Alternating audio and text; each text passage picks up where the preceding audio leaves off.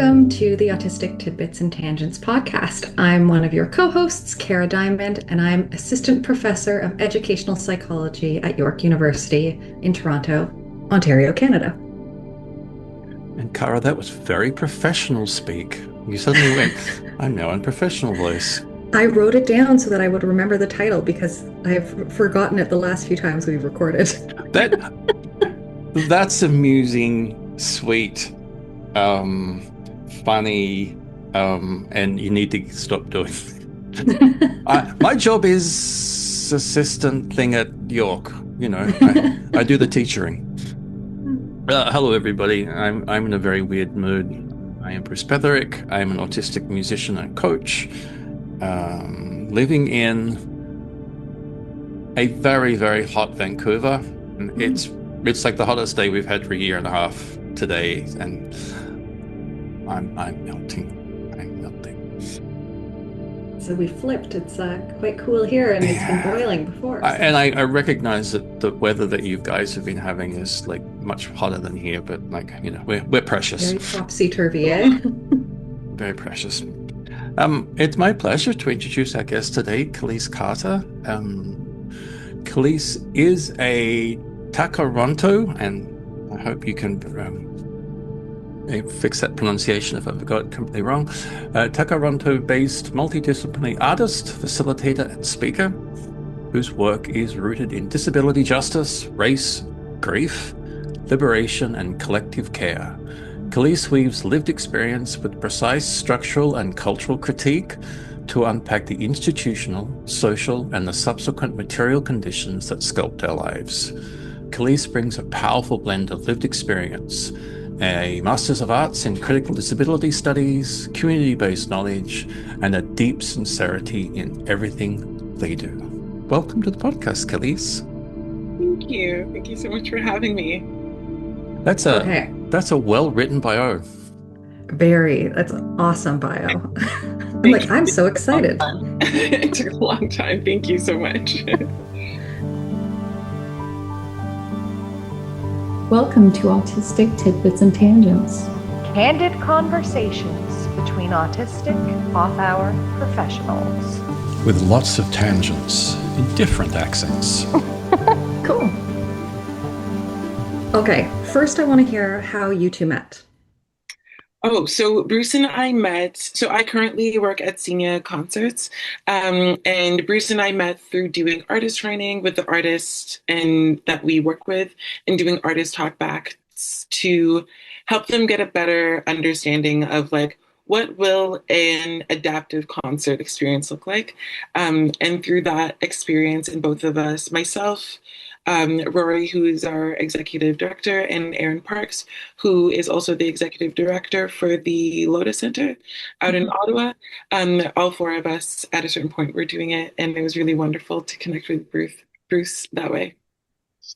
And Kalyce and I loved, after the fact, to challenge each other about like how inclusive we can be in a like extraordinarily broad perspective. I've always enjoyed those conversations.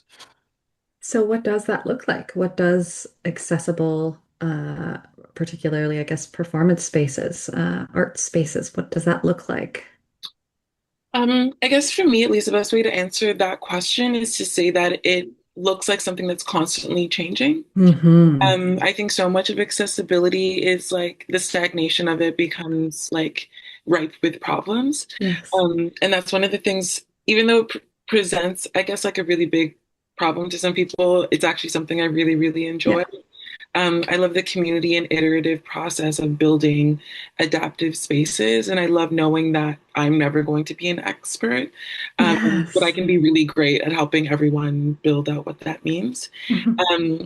Practically, there's something that is sort of at the top of mind right now when I'm thinking about what like an adaptive concert space is, or also what an accessible space is the right to opt out. That's been like really on my mind lately.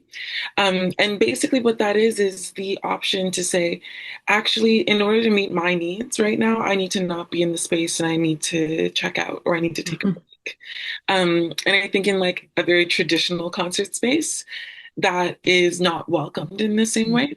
Mhm. But so much of an adaptive space for me also includes self-determination, Yes. and really like pushing up against that question of like, what is a concert experience supposed to be, and how much of what we think a concert experience is meant to be, how much of that is like rooted in a very like problematic idea of who Yeah. the audience member is going to be, but also very like historically neoliberal understandings of like personhood Hmm. needs to be like properly in a space. So I love that like adaptive concerts really sort of break that down, but not in the vein of just like, well, we just want to do it because we don't like the spaces anymore. It's like Yeah. very purposeful. Um, and that's, I think, like just top of mind. That's one of the first things that I think of. I love that, but I want to hear from Bruce and then I'm going to make a connection. Um, uh, we're into the show already. Boom. Yeah. Um, exactly what Kalyce said, and I'm going to bring my performer's perspective, and not that Kalyce Mhm. is not a performer, because that's what's missing in your bio. Um, I've, as a performer, never understood the reason that people are expected to stay all the time if they're uncomfortable. Mm. And I mean, I've been encouraging this since I had control, like in the early 1980s, to make it known that if somebody has to leave, it doesn't it doesn't worry me. Sometimes in the moment, it can distract a performance, Mhm. especially if the movement's within my periphery. But it's also like we can't expect our our needs to always be greater than everybody else's needs. So as a performer, yes, I prefer least movement around the piano, you know. But if somebody has to move because they're incredibly uncomfortable, need to go to the bathroom, or just completely bored, Mhm. that's their need. And Mhm. we're in a shared space, and it's like, okay, that it's a little internally, it's a little distracting, but there's a reason for it. Mhm. I on this point, and Cara, I'm really glad you brought this question up. Um, I'm being careful with my words because this is not official, but a community in which maybe the one I live, I had a really lovely discussion with a coordinator of a new building that the city is building. Um, I'm dancing on little cracked ice here because if you live in White Rock, you know exactly what I'm talking about. So I'm going to say it. We need to build a new city hall. Our city hall is condemned. It's not accessible. And it was built in the 60s, and White Rock's like, tripled in size, or whatever it is. So they need to build a new city hall. And what they're doing is they're going to build a hub. And the hub is going to be designed to be a council chamber, which is its primary reason for existence, but that's only 2 days a month in general. The rest of the time, they want community groups to be involved. And I'm in discussion as part of my community group as taking a lead role in that.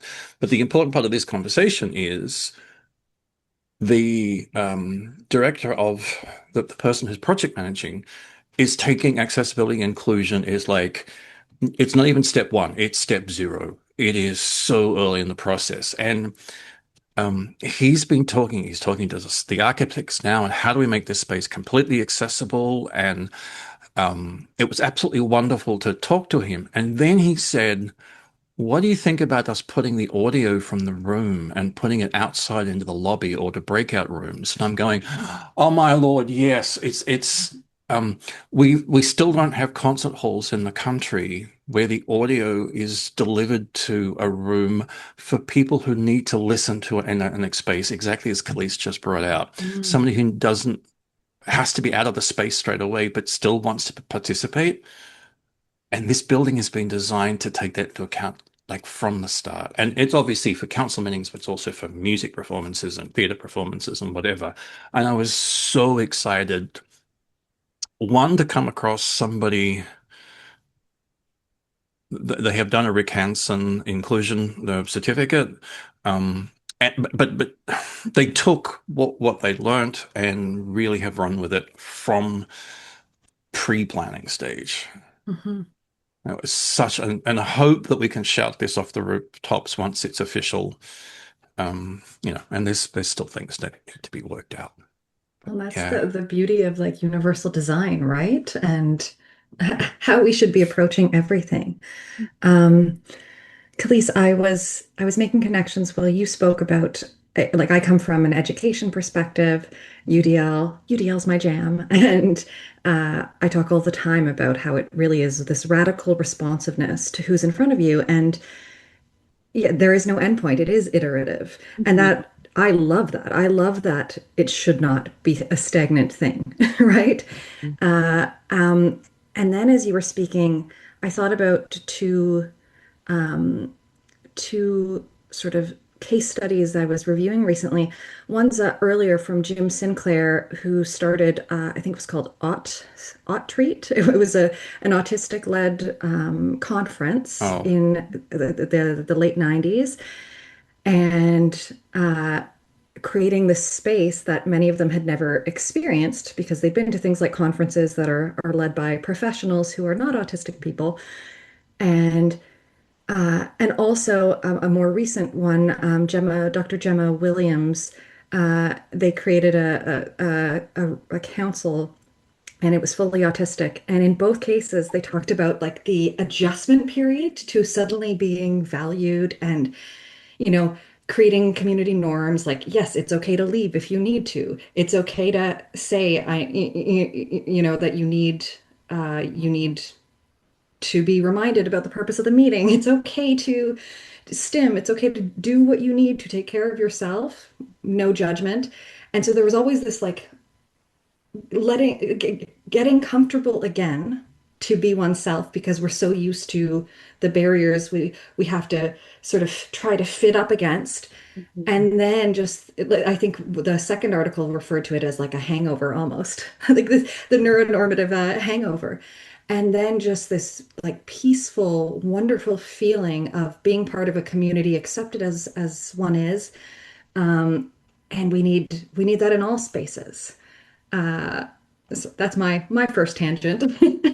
No, absolutely. I can definitely relate to that, especially being so recently diagnosed. And I think also while you were speaking, I was also thinking about like this sort of like the grief that comes from being in spaces where Yes. not only are your needs met, but like you have permission to meet your own needs. And I think Yeah. for a lot of folks who are autistic, yes, having your needs met is one thing, but like the self-determination and like interdependence that comes from Mm, meeting your own needs is like so deeply valuable and is like the kind of stuff that's brought me to tears yeah. where I realize like, oh, I can go inside of a space and I can go outside and I can come back inside and I'm not in trouble and Yeah. no one's upset with me and no one's treating me weird or I don't feel as though like I won't be welcomed back into the space. Mhm. And this is also, it's so much of like what I think a lot of autistic folks need, but I think one of my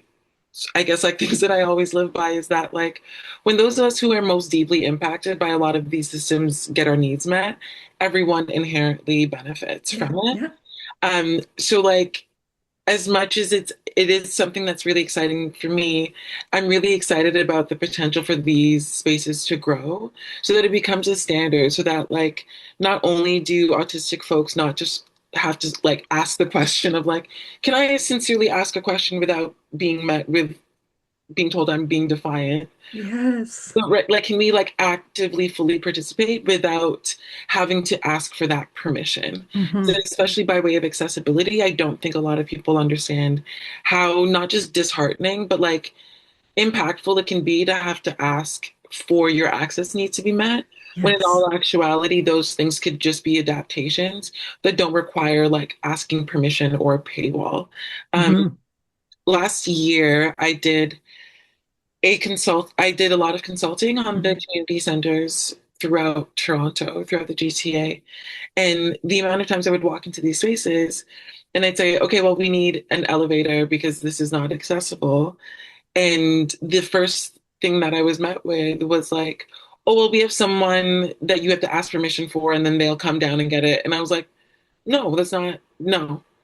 If we're going to be using that logic, then like make sure that there's a door on every stairway and someone needs permission in order to use it. Like that's the only way that could ever be on the same level. And like, I think also going back to your question earlier on about like what are adaptive spaces, it really is like that's another example of like the self-determination is a non-negotiable. Being Mm-hmm. able to like fully participate means doing so without asking permission Mm-hmm. or like not having to double down and be like, are you sure you actually are okay with people asking questions? Are you sure with people getting up and moving about the spaces they need to?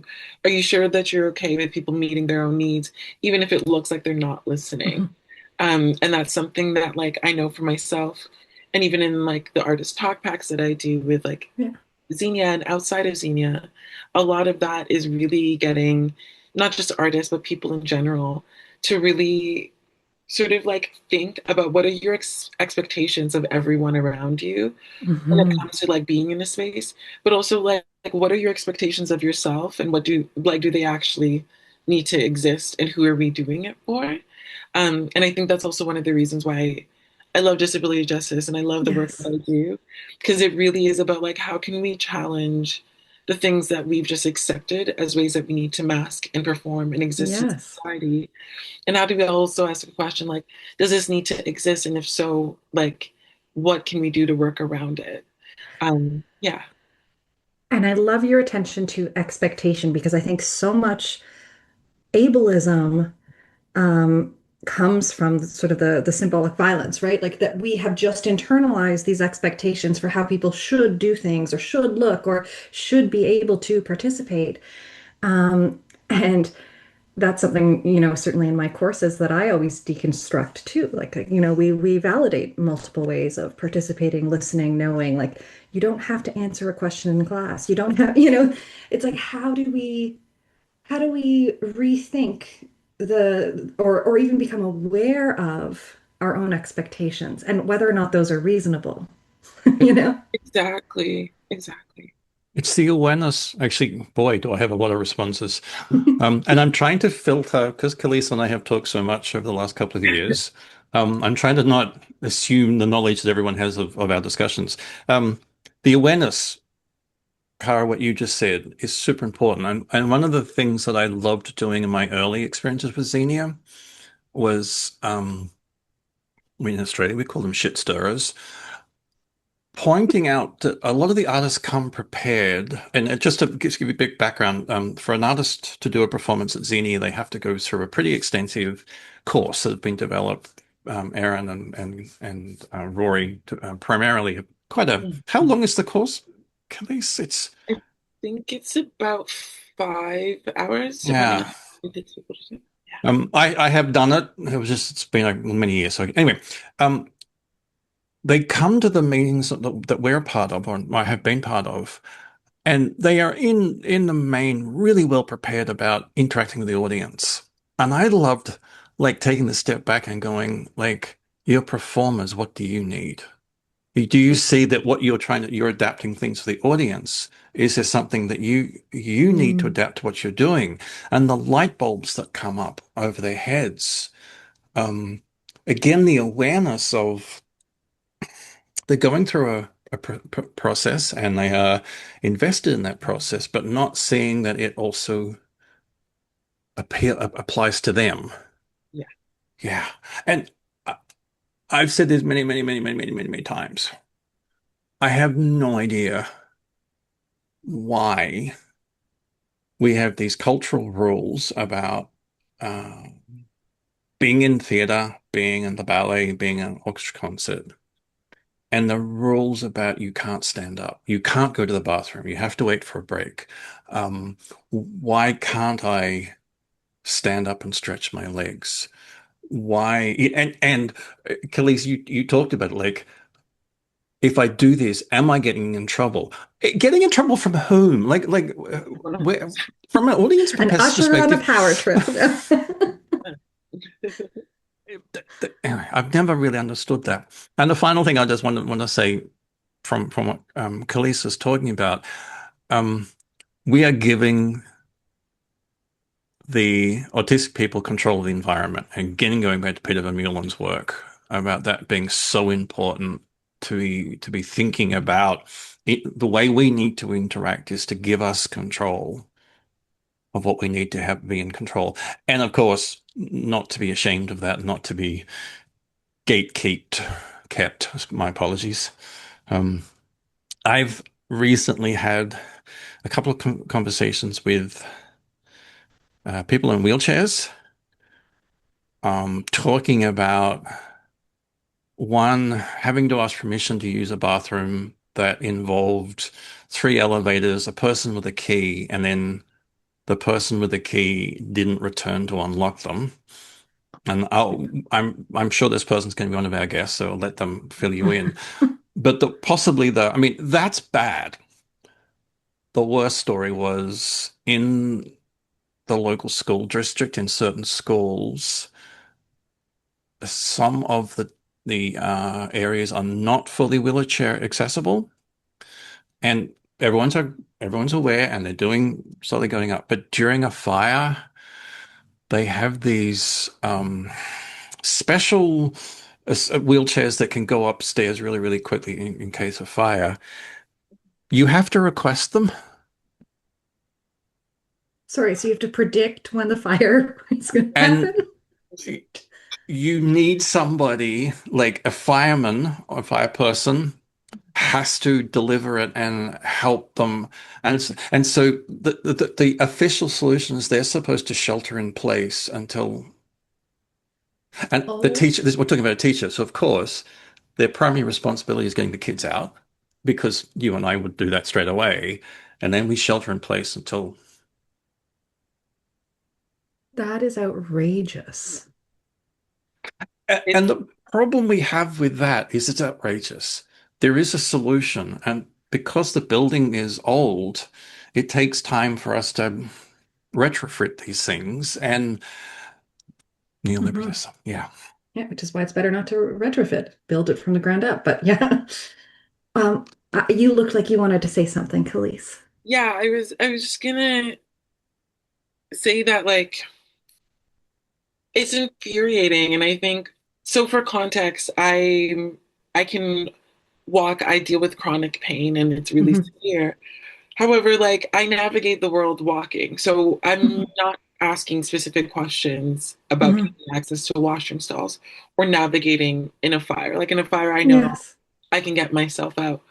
And having to explain and doing like access audits on spaces, or like even consulting and having to explain to people that, like, the fact that there needs to be a separate like emergency plan for folks who are in mobility devices is necessary. However, the fact that that accessibility plan almost across the board looks like sheltering in place is just like abysmal. And of course we understand that like a lot of these buildings are quite old.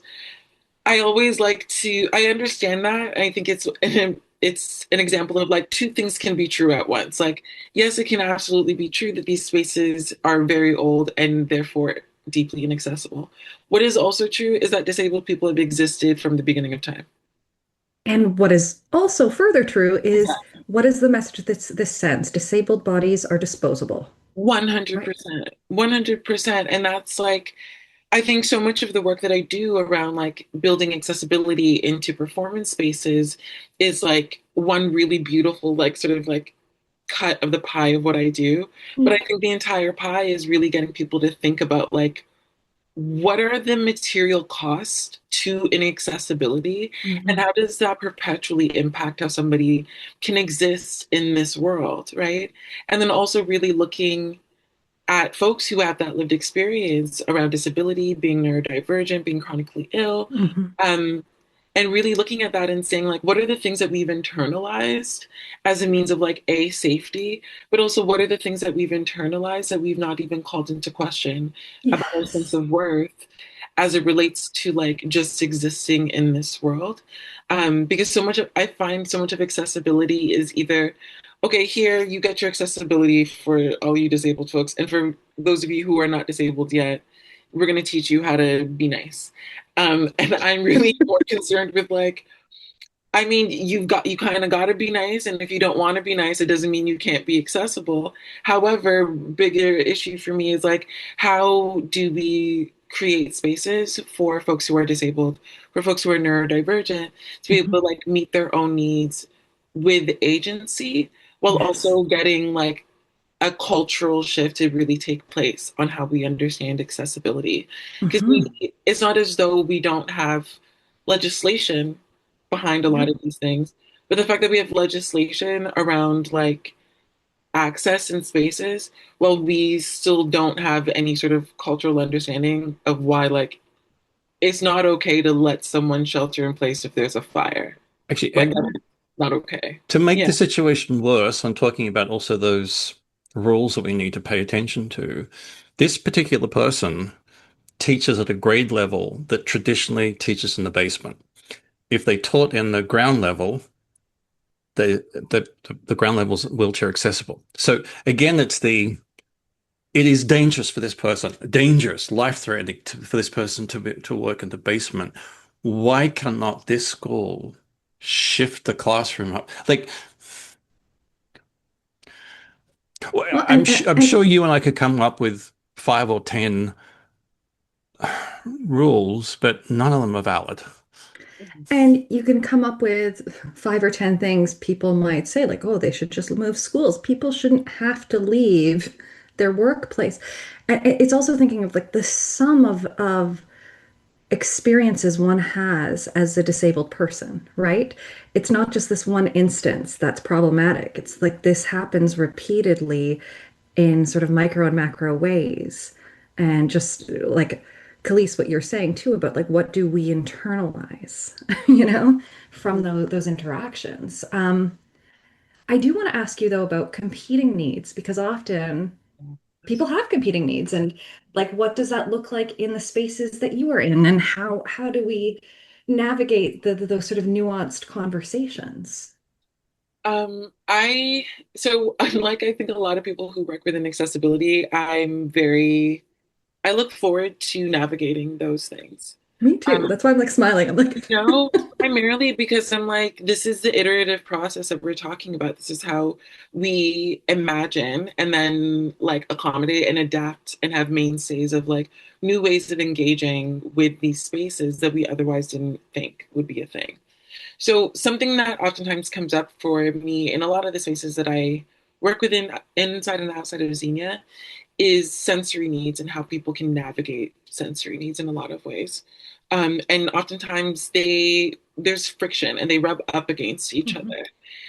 And for me, the way that I've come to those, I won't say like a conclusion because it's never a conclusion. Because for each of those people, even though their needs may be causing some friction for both of them, it's that doesn't mean each of those needs are stagnant. Those needs Mhm. can always be in flux. So the first thing that I always find is really important to do is to have really honest conversations about what are the things that people really need in those spaces. The other thing is being transparent. I think a lot of the times when it comes to meeting access needs, what can sometimes happen is that people really want to meet all the needs and they really want to do a good job. But in that, they're not being transparent about what they can and cannot do. Mhm. And I think for myself, I'll say as a disabled person, and especially as an autistic person, give me the transparency. Let me know what you can and cannot do, and we could take it from there. I won't be Yeah, mad. I'll just be happy that I didn't spend the time leaving my house to try and to get have the there. clarity. It's amazing how often that that is the question that I'm always ashamed to ask because it seems so obvious. The don't let me guess, are you trying to keep something from me? Just tell me. And if it's a negative thing, I can handle that. Like if I'm in a space and I'm requesting this, and this, and they can do this, but they can't do that. Okay. And especially if it's we can't do this because The why. Yeah. yeah. Kalyce, I didn't share this, I haven't shared this with you, but I was performing at the National Arts Centre. I did a conference, three arts conference. And during my performance, I had been talking to people and I said, I'm just going to take control. And I asked for all the lights to be turned off in a performance space.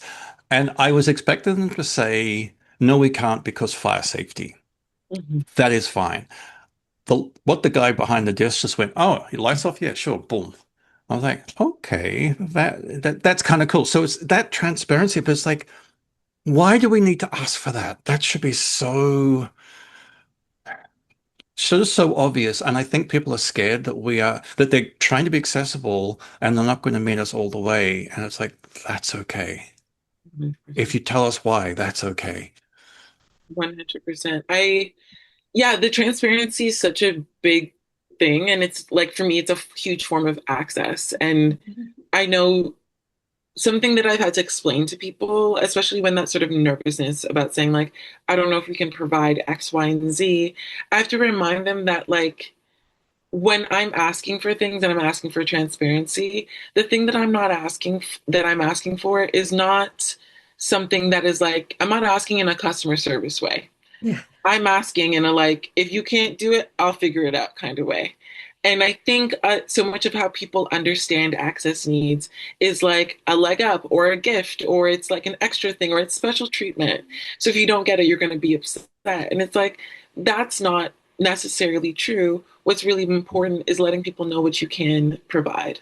And if you cannot provide something, it's actually really important that you make that incredibly clear. And you can also do and make the steps after to implement that.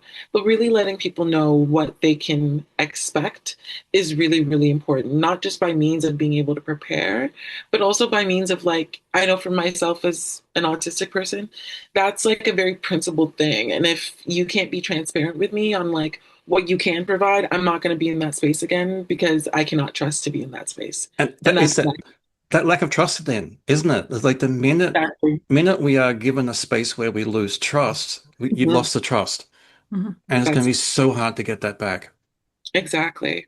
And so then on this topic of, like, needs that may cause friction, it's really giving the time to figure out what are those two things going to be, figuring out things like time, figuring out things like how much space is there in a venue. I'll give you a prime example. At a lot of the concerts that we do, we have therapy dogs. And these dogs are really important for a lot of people because in a lot of ways, they add a sense of grounding. They can still be in the space while doing something, but not feeling overwhelmed. And also, for a lot of different reasons, a lot of folks really rely on and feel a sense of safety and groundedness when they're in those spaces. And also, we allow folks who have their own dogs for access reasons in those spaces. What also happens is that sometimes we have audience members who are arriving and they will state very clearly, I have a deep fear of dogs. Or my child or the person I'm caring for has a deep fear of dogs. And the way that I address those things is being transparent and saying, there will be dogs in the venue at this concert, letting them know exactly where those dogs will be. And then also being very transparent and saying, there will be a space that I will designate that will be for you and that will be absolutely away from the dogs. I know I'm spitting this all like this because I did it this morning. But really being transparent with people and saying, hey, this is what we can provide for you by way of being in the space. I also let these people know that you may come in contact or you may see or hear the dogs in that space. And if that is an issue, we also have a low sensory space that will be even farther away from those dogs. And then I always like to bookend it with saying, despite the fact that we've outlined all of these things that we can do for you, we also totally understand if you decide that you do not want to participate or you don't want to attend. And if that is the case, I usually just list the dates where we know we will not have therapy dogs and invite them to attend those dates. And I think for some, the final piece can feel a bit disheartening because we're effectively telling people, like, this is most of what we can do. And if this isn't going to work for you, like, please don't come. But I do think it's important to be very clear about what we can and cannot do so people can make an informed decision. But what I also end up finding is that people are really grateful that we even said something in the first place. Yeah, and give them options. You know what I mean? Like, people are so much more grateful that they're like, okay, well, now I know which ones I can absolutely go to.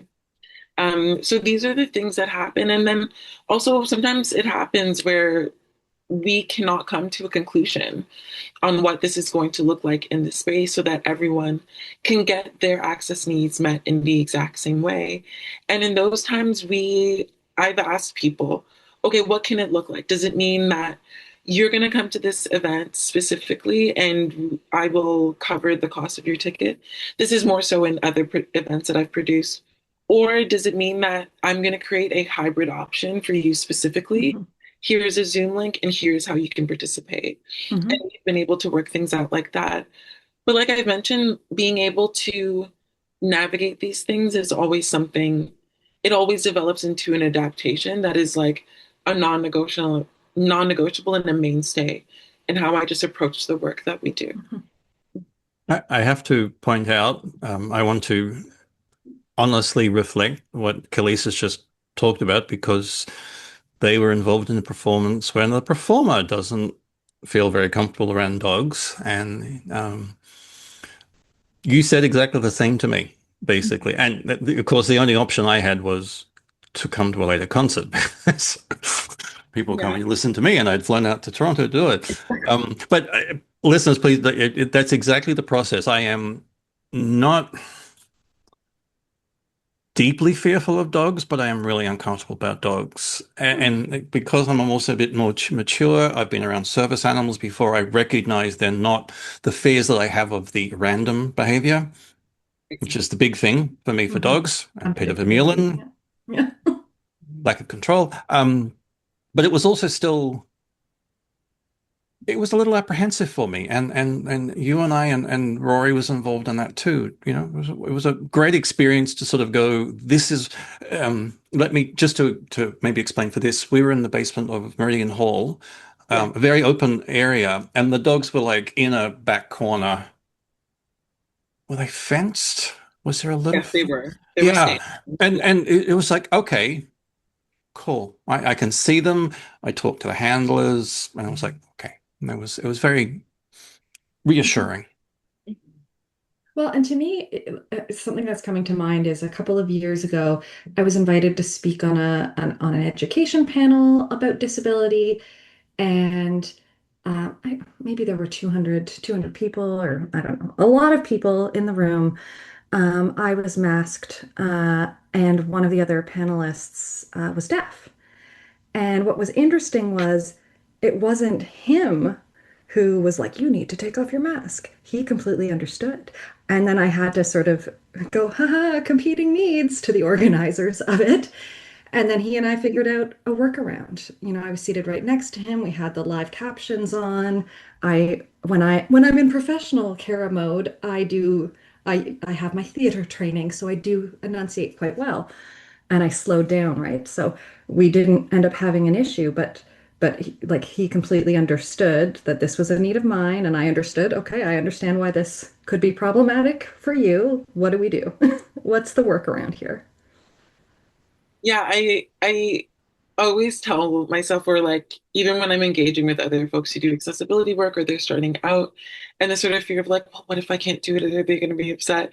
And I've like been doing this work. I love it for like over 10 years at this point. And like in all of the kinds of work that I've had to do, the only time that someone has been upset with me for not meeting their needs is when I was working in retail.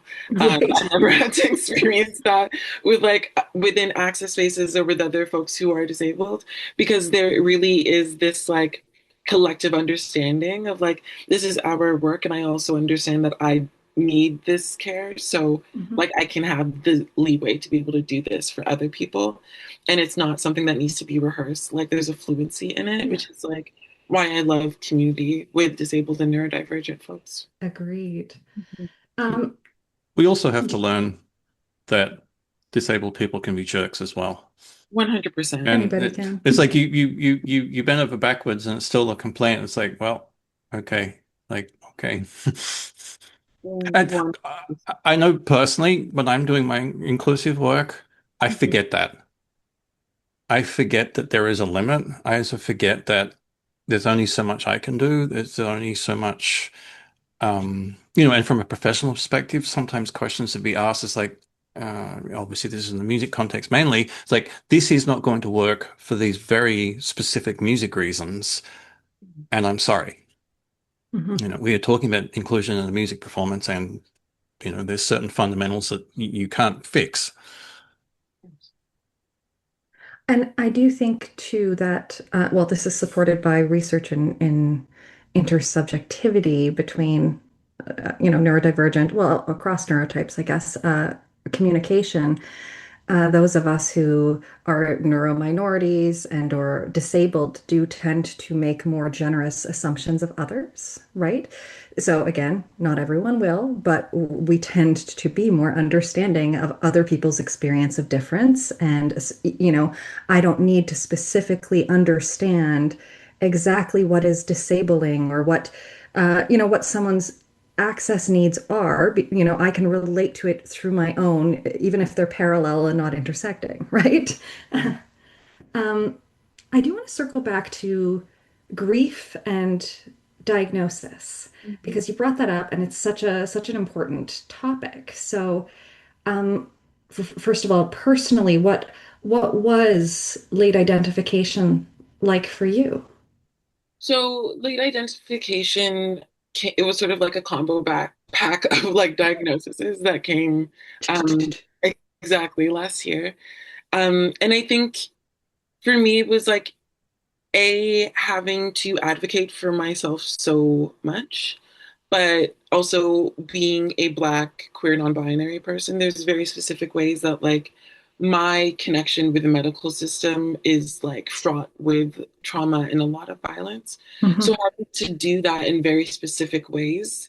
Um, and I think also like doing a lot of work and also being mad identified. I Mhm. know that it is a very fine line between trying to advocate for yourself and then getting formed.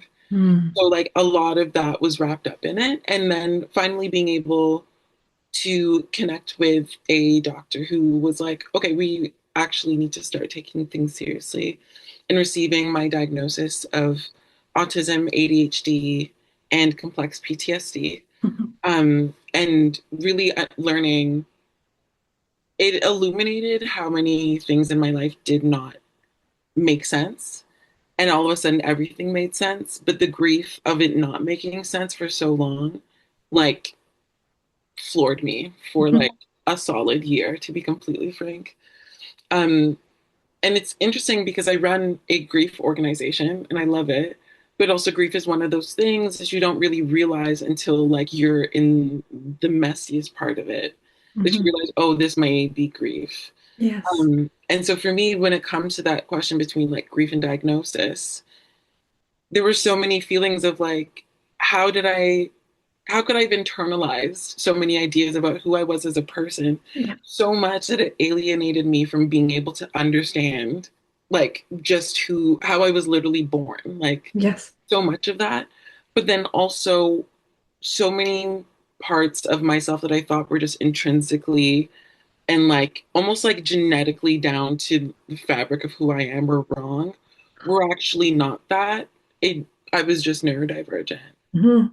And I think like navigating that grief, I will say, and this is also the case, I think, for a lot of folks, we're just like a really good ally to so many communities before you realize that you're part of that community too. Right. I was like, I'm just such a great ally to folks who are neurodivergent. Like, I just get it. It makes so much sense.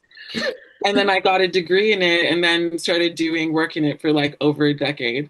And Right. then at 30, like 33, I was like, oh, I understand it now. But like I was saying that navigating that grief of diagnosis, if I did not have disability justice, if I did not have that deep understanding of like what disability was in all of these ways, not only would that grief have been like a lot more devastating, but I would Mhm. not know how to navigate that grief Mhm. inherently. Because so much, I think, of that grief is like, what have I internalized about the world around me, and how have I had to internalize that in order to survive? But also the grief of like, okay, cool. Now that I understand all of these things, how do I start to pull back the sort of like threads of it, or how do I try to pull off the veil of all of this mask, and realizing like I actually don't have a scope or understanding of who I am beyond that mask. And that's terrifying for a lot of people. Mhm. And also the grief of like especially the social aspect. I think for a lot of folks, the grief of understanding and realizing how much existing in this world, a really ableist world as an autistic person specifically, has like deeply impacted how I understand myself and the grief of knowing if I will ever get that back. Yes. So, yeah. I relate to so much that you said there, and I forget how many years on now, uh, since my late diagnosis, late identification, I guess I should say, but um, I still have moments where I'll have a realization, something, I'll have a memory from childhood and go, oh my gosh, that was because I'm autistic. Like just these like disparate events that I never understood or now I have explanations for. And so then you'll have this sort of wave of grief or, um, I- but I will say overall, like it has been a beautiful and transformative, albeit poignant experience to do the retrospective work. But I also, like you, I think having a framework through disability justice made it much easier to process. I think it would be a much lonelier Oh, experience if you had only encountered sort of the medicalized, pathologizing narratives, right? yeah. I mean, I had a pretty intense meltdown yesterday.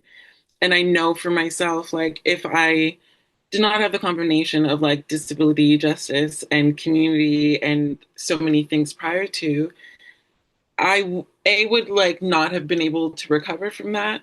But I would still end up feeling like absolutely terrible about it, Yeah. right? And like so much of, for me at least, internalizing what it meant to be autistic or what was wrong with me Mhm. looks like saying, well, why can't you just do this simple thing? Mhm. Right? Whereas, like, from a disability justice framework, it really says, like, well, why are you holding yourself to a standard that actually no one else can ever be able to meet? And people don't, in the efforts of trying to meet it, they actually do themselves a lot of harm, which Mhm. is what has happened for me Yeah. in my past. So, like, I totally understand what you're saying about like that loneliness piece of like, and the shame that I would also have felt. Like, not to say that I don't feel that at all. I'm still like navigating the world under ableism, you know. We're all sort of disentangling that all the time. But I do think that there's a level of like, I used to feel, I think before I started really like sweeping out so much of the internalized ableism, I would feel a lot of shame around it. Mhm. But the shame is not as loud anymore. And it's more so like, actually, what are the things we need to do so that we can handle that better? Mhm. And I think for a lot of folks, like that's far more important because once again, it gives us the agency to Mhm. be able to do these things on our own, but also know that we can rely on people because I absolutely need that. Whenever I've being hyper independent as an autistic person has like driven me to levels of burnout that are like terrifying. Or like, I don't know if either of you experienced this. I didn't really, of course, I didn't get my diagnosis until I completed my undergrad in like 2 degrees. Yeah. And then I look back and I think about like who I was then and who was completing those degrees. And I think about doing that now, please. On my bestest day, when I have all the spoons and all the energy, I would never ever do it. Like, I think about the things that I used to like navigate and doing it without any accommodations at school, Mhm. any of these Mhm. things. And now I'm like, no, I absolutely would have needed those things. And the fact that I didn't receive those things actually caused me a lot of harm. Yes. And it's interesting because when I was getting my diagnosis and talking with a psychiatrist, there was this feeling of like, oh wow, you accomplished all these things. And I wanted to be like, you don't, bitch. You don't know the cost. Don't start that. Don't pat me on the back for it because it was a nightmare to try to Yeah. get through and I would not do it again. And I Mhm. think that's also the grief of like, how many things do so many of us as folks who are neurodivergent unknowingly put ourselves through or force ourselves to do things because we assume and we also understand and we're forced to understand that these are the things that are right for us to do. These are the things that we should be doing.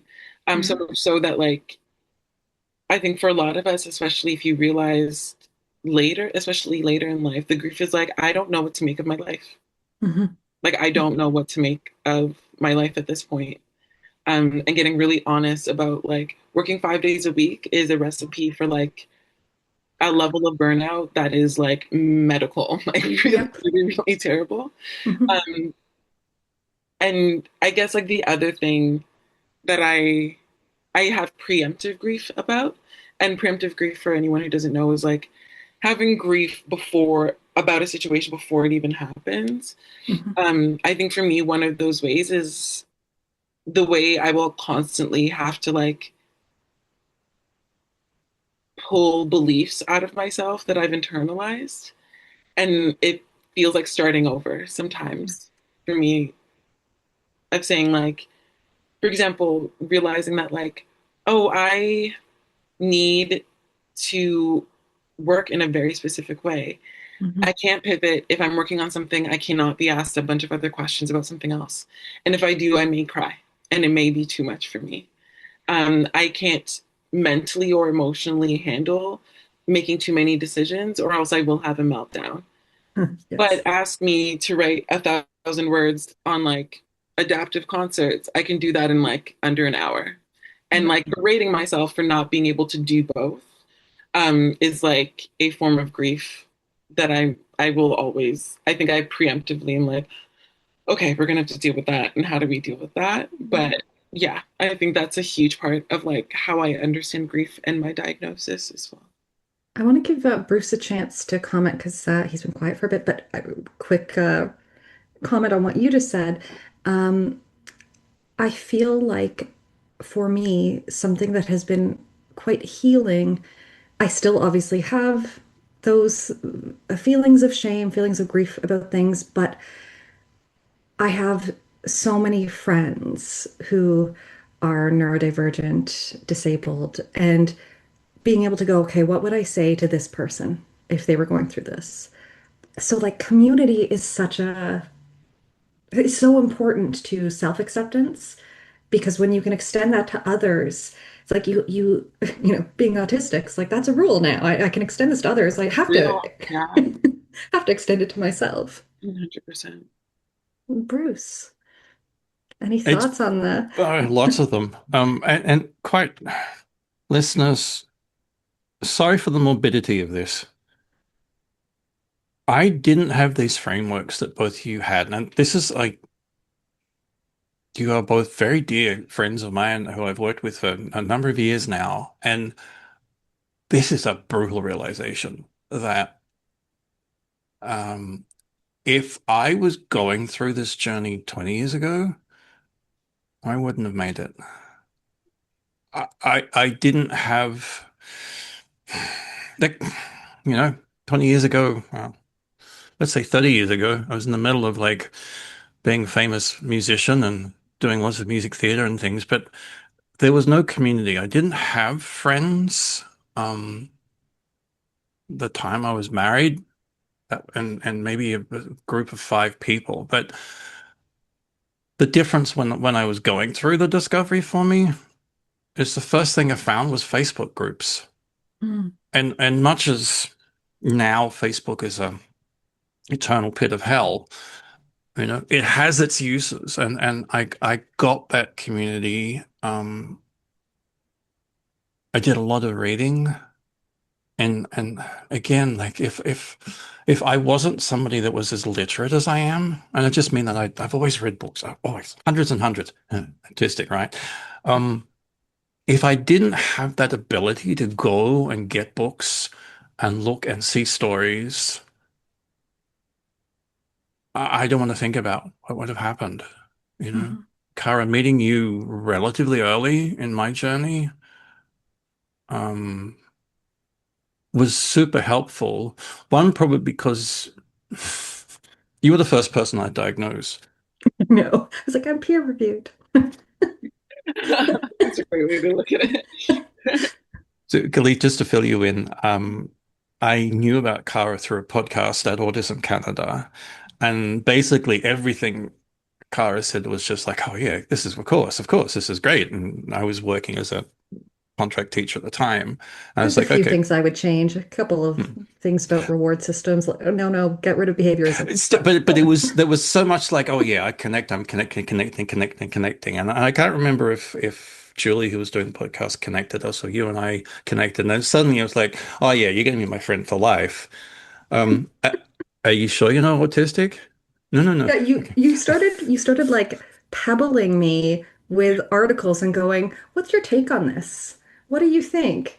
And like it was great. And then you were like, "I think you are my friend." So, And I'm yeah, you were a sure big other part. people also said that, but it was, yeah. Anyway, this conversation is kind of super interesting, and I think I need to really take it on board about my coaching and also talking to other people. That almost necessity of having a framework to put the diagnosis in, or to have the capability of building the framework really, really quickly. Well, and it makes me think of a study by, I think it's Shaw and colleagues. Mary Doherty was part of this, and it was on autistic doctors. And basically, they found that autistic doctors who either knew or suspected that they had worked with other autistic doctors um, were much more positive about their diagnosis. They tended to use identity first language, whereas autistic doctors who did not think that they knew anybody else in the profession who was autistic tended to use person first language, think in a really medicalized way, and were much more likely to have attempted suicide. Like, and if that doesn't highlight like the importance of having other frameworks and Bruce, for you, like I know that you connected to Sheldon Cooper, Hmm. and that was one of the things, but I think like Kalyce, for you, like I can't really think off the top of my head of like representations of Black autistics that might be meaningful, you know? It's interesting because there are a couple of people and characters that I think of, Yes, like but the ones that don't have a you know what I mean? But coded. they are not outright named as autistic and they're Mhm, not culturally understood as autistic. mhm. They're just culturally understood as either being like a scary criminal or like quirky and a joke, essentially, right? Abbott Elementary. Right. Exactly, right? So it's very interesting. I think for me as a Black autistic person, so much of the proximity that I could get to representation of somebody who is Black and autistic oftentimes scared me. Like Mm, I knew that like if I knew from a very young age, if I was to have a meltdown, I didn't understand it as such. mhm. But if I was to have like an honest experience about how terrible it felt inside, that I could get in like really big trouble at school, right? Yeah. So there's that, and that also impacts like how so many people, but especially Black folks, can like connect to understanding neurodivergency at any sort of level. Or even if they are not neurodivergent themselves, understanding neurodivergency as being an inherent lived experience Mhm, that's not inherently violent. mhm. And then the other side of it, I think the one character that really jumped out to me was a character named Tracy on a show called Chewing Gum. And it is one of my favorite shows. It's 10 out of 10 would recommend people to watch it. But it's hilarious because also the writer of the show years later is like, yeah, I'm autistic. Definitely autistic. But the show is so wonderful because it is this person named Tracy. She lives in council housing in the UK with her mom and her sister. They are incredibly Christian, and the entire series is her wanting to meet all of these like what are understood as like social hierarchical like milestones. So she wants to like get a job and she wants to have bigger boobs and she wants to have a boyfriend and she wants to drive a car and it goes through all of the things that she does to try to do it. Yeah. But for me, at least, I'm watching it and I'm just like, wow, this is like looking in a mirror. Like, it's so matter of fact of all the Yeah. things she wants to do. And Yeah. she's like, cool. So if I need to get a boyfriend, I just need to start asking people if they want to be my boyfriend. Yeah. And that's like literally what she does in one of the situations. Or like she ends up getting a boyfriend, but she's like, I don't think he's actually attracted to me. I need to break things off. And it's the way that she does things and the way that she approaches it, before I realized that she was an autistic character or she was Yeah. could potentially be autistic coded. And I was just like, I just don't see the issue with how This she's, is how I would go about it. Yeah. well, what's the issue? You have to ask for what you want. Why would you Yeah. do that? But it was so refreshing Mhm. to see this character who is Black and who is women identified do all of these things that are like on paper completely ridiculous. And Mhm. we're watching this person. But like going back to what we talked about earlier, she's not getting in trouble like that. Mhm. Like there's a very specific way that people around her are just like, oh, this is Tracy, and we wouldn't expect her to do anything else. And we also have each of our own things as well. And yeah, I know she does that, and we wouldn't expect her to do anything else. But we actually are just accommodating. But it's not in this way of like, here's a checklist of things we need to do to accommodate her. It's Yeah. like, no, we have to actually explain a turn of phrase to her so that she does not get herself in trouble. And Yeah. like, Yeah. those are some of the parts of what it looks like. But what I think for me as like a performer and as an artist, what I'm really concerned with and what I'm really excited about is like, how do we build out more of these characters that demonstrate neurodivergency, especially autism, Mhm. in ways that require us to like get to know these characters Mhm. beyond like the episodic things that they do in each episode. Mhm. Mhm. To really like get down to like, oh, how are they interpreting the world around them? And how is that Yes. interpretation deeply connected to like some of their personality traits or their hyperfixations, as less of like, this is something we need to make fun of them for, but as opposed to saying like, oh no, they're actually really, really well versed in this. And this is a part of how they just exist in this world. Mhm. Um, yeah, I could talk about characters and No. representation of autism for a long time. What's the one? I just thought of another one. I'm so bad at names of anything. But it's like a mystery one set in the White House. Um, and the the detective is Ooh, oh I know exactly. It's on Netflix, right? yes, the residents. And again, the detective's like incredible, inventory of birds and knowledge of birds and bringing that in and making these connections nobody else is making is like really, Bruce, you need to watch that if you haven't, because I that's haven't. definitely autistic coded. Definitely. And it's really interesting. And it also shows another dimension because this detective is like so amazing at their job, So very good. thorough, and like has this ability to make these connections that other people are like, why would you think of it that way? But that's also like it's interesting in a lot of other workplaces, she'd be called like paranoid or she's Yeah. doing too much or she is like too eager. But in all actuality, she's just like, I'm doing the job that I know I can do and I'm doing it Yeah. because what Yeah. else would I do? Right. And I really, really appreciate that about this character, about that character in particular. And also the fact that she is unapologetic about Hmm. what she knows. I think Hmm. for a lot of like women identified, femme presenting folks who Hmm. are autistic, there's a very specific way that like your intelligence or the capacity for the things that you know, you sort of have to say, you sort of float it off to somebody else because no one will believe that you're actually that intelligent. Or like I cannot tell you how many times I've said, "Oh, I once heard, I didn't hear anything. I said it. I thought of it. I'm I just use that right." strategy Like too. Oh the my amount of God. times I do that and I have to be like, "No, that was me. I did it." Like it was no one else said that. I said that. But there's this very specific way that so for me at least my mask is like do not be too smart because A, no one's going to believe you, or you're going to make people cry. You're going to make them feel bad about themselves. So don't show that. Like, just don't do that. But part Yeah. of that mask is also saying, like, no, it's actually a lot simpler than that. I'm just smart, and like people will feel a way about it, and that's okay. That's completely Yeah. fine. Yeah. I, That's like a strategy I always used in consulting was being like, one family I know used this strategy. I told them to use the strategy, but I'm not It saying worked. that, right? Exactly. I'm glad I haven't been part of those discussions from you both. Yeah. So, Kalyce, like, how do you hide your intelligence? That sounds almost impossible. Stay very quiet. People don't think I talk a lot, but then they get to know me. But so again, that's one of the things I love. I love working with you because so often we in the middle of a discussion, and in the back of my head, I'm going, Kalyce is going to have something to say about this.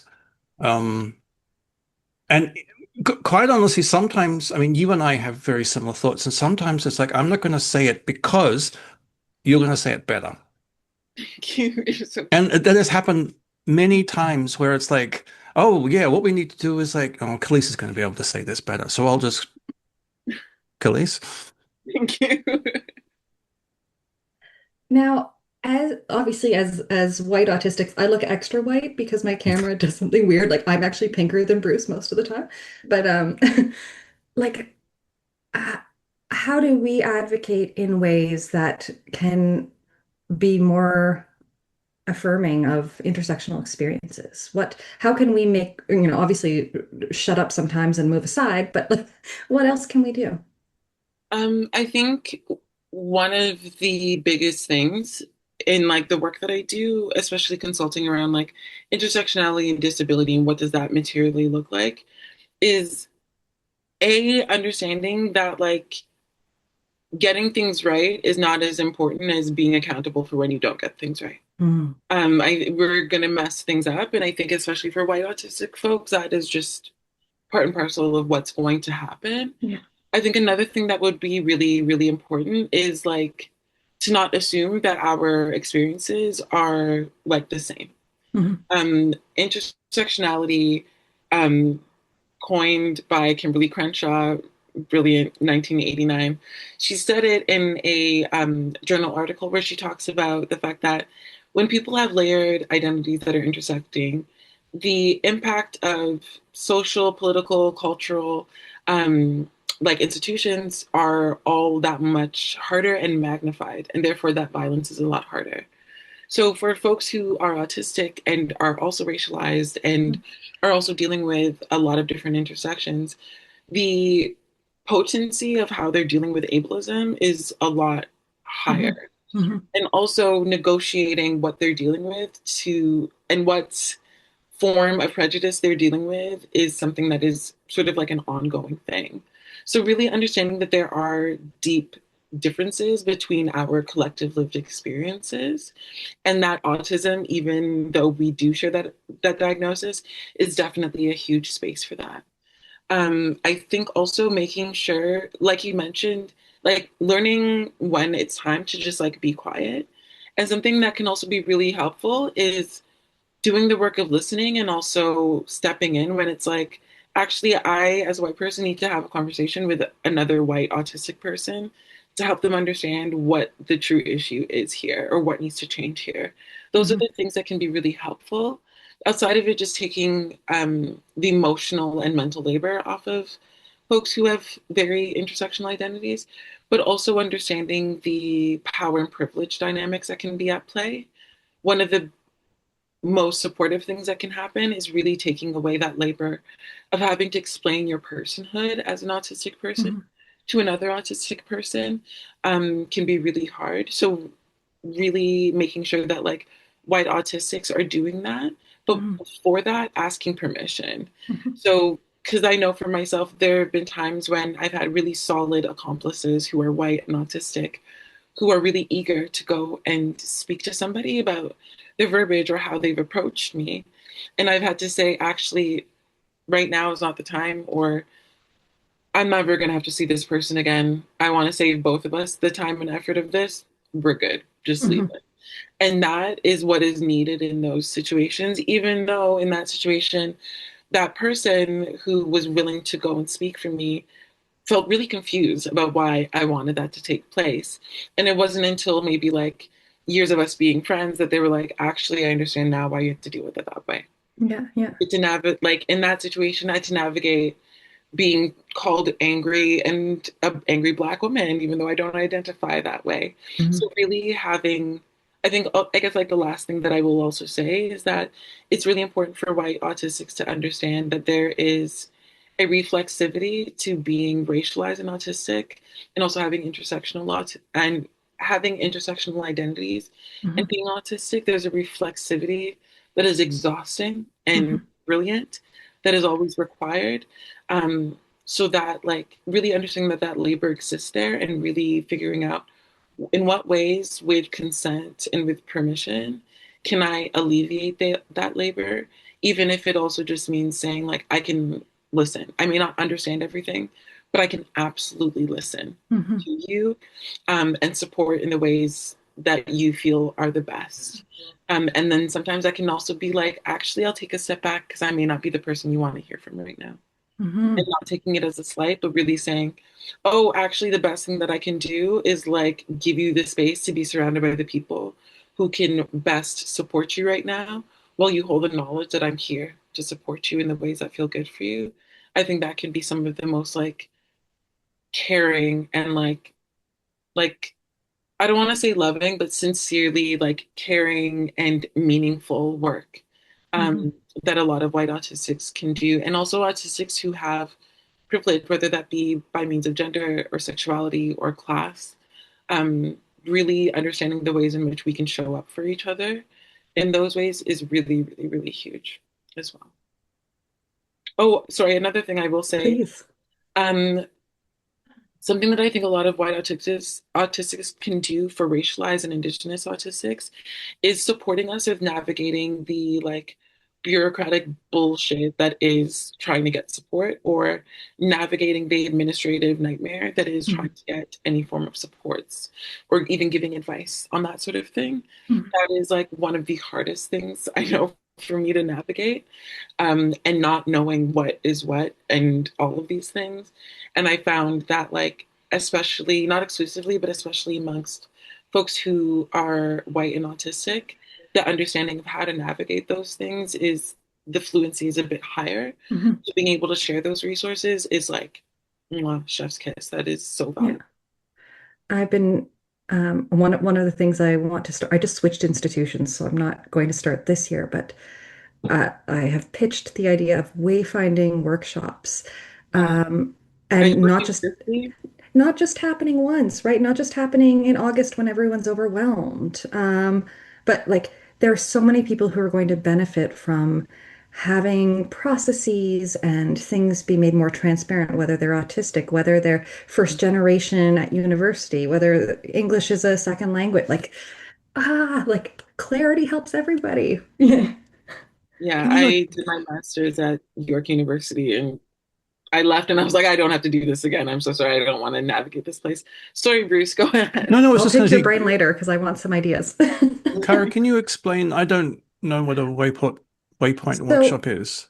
it would be like making clear the hidden curricula of how to, navigate different parts of the degree process. Because I'm at a different institution now, I still have to figure out what those pieces of hidden curricula would be, which is why it'd be great to speak to you later, Kalyce.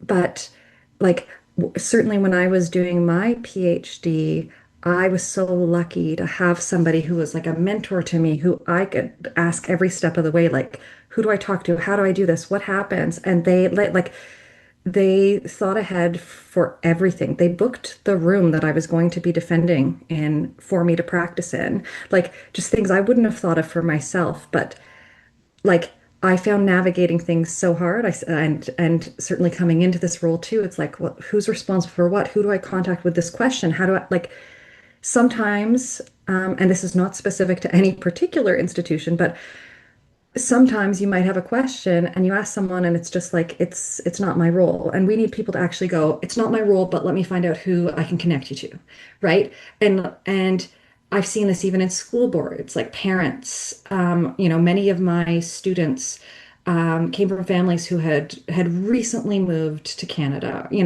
and parents who didn't know they have the right to a translator because like and I would have to say like you have this right or you can ask for this because people don't say those things. They keep things very opaque, Exactly. and it yeah. I still deal with that in what I would call safe spaces because I come from a different culture. And very specifically, I was thinking about my teaching experience at college level here. The assumption, like, we don't have GPAs in Australia, or we didn't at that stage. It's like, and it was just like, oh, it's just the GPA. And I'm relatively intelligent, grade point average. Okay, it's the average of your grades. And then I find out it's weighted. And I found out that like some huge percentage of people in the United States have GPAs of 4, which is like, are you crazy? Um, and that I was an adjunct and in a new department because we were suddenly having a common first year curricula, but I wasn't part of the discussions for 3 years before. So there's a whole bunch of processes I didn't know. Fortunately, as I've said to Cara, the secretaries know everything in general. But when they're not available, it's amazing how even deans and heads of department don't know because somebody else handles it, and it's always been handled for them. Okay, how do we do this? And the flip side of the cultural thing is like what you've just talked about, like going through your PhD and Kalyce probably through your master's. University of Melbourne, we had a postgraduate student union. And I was the treasurer of, I'd only been going for a couple of years. We had our own building, and that's what we did. We did all the work to make sure that any postgraduate at any level knew the steps. The university had very specific. Actually, my ex-wife was PhD coordinator for the science faculty. So any questions about PhDs, the paper to use, the formatting, where do I get this bound? I have to send it to for refereeing. Like who does that? They handle. Like it's like all that stuff was done, and there was a system involved in Australia. So of course I don't. I then think, why do you have these questions? Aren't they handled by the postgraduate union and the learning skills units? Well, I also think here is another sort of point of privilege, right? Is even as an adult navigating a new institution, for instance, I might feel it's just with some people I will feel very comfortable asking a question, but with other people, like it comes with this weight of like disclosure, like I'm autistic, I really need things to be clear. And that is something I have chosen to be very open about, which is okay, but that repeated disclosure is very vulnerable. And I bet it's probably more so too, for like when we're thinking from an intersectional perspective, because what are people's assumptions about why you're asking the question, right? You know? And you're coming from a very, very privileged position because that's what your job is. Your job is special education. So there's a set of expectation that either you are neurodivergent or disabled in some way, or you know a lot about it, and therefore that question is valid, rather than, well, Kalyce, you're doing just a critical disability state. So one would assume questions in your department. Absolutely. And I think also it's like I've also done a lot of work within post-secondary institutions for accommodations and making sure students get accommodations. Mm-hmm. And like one of the things that I've had to always drive home is that like, and not to students, to people who are getting these accommodations, is that disclosure is not necessary for, Yes. It's not necessary at all. You just need to know like what this particular person needs. Yeah. Your appraisal on whether or not it's legitimate is not necessary. Nobody asked you. You're like being dignified on whether or not they actually deserve it and trying to push them because like, you can really do it. No, that's not a question here. They just need the accommodations. So like, it's very interesting. Like when it comes to the accommodations process, I find a lot of people become like, I won't say holier than thou, but endow themselves with a lot more power than they think that they need to fulfill their end of the bargain when it comes to meeting accommodations. And then it's also a huge point where we realize like how banal assumptions and stigma around who we think is disabled is actually like how deeply rooted it is. So much so that like people feel endowed and become like a clinician when you need some accommodations. When it's just like, you ask like WebMD if you had a cold last week. You don't know what someone's neurodivergence diagnosis is. That's not necessary at all. Well, and it's also extra bizarre to me now that I've been in academia for a little while because, well, all my classes I have an accommodations for all. I don't need to see your letter. Just tell me how I can support you. Exactly. right? But then I'm in academia. You sometimes submit a paper and they send it back to you to revise. And like you can say, oh, I can't meet that deadline. Can I have more time? It happens all of the time. Academics always, so it's like, why?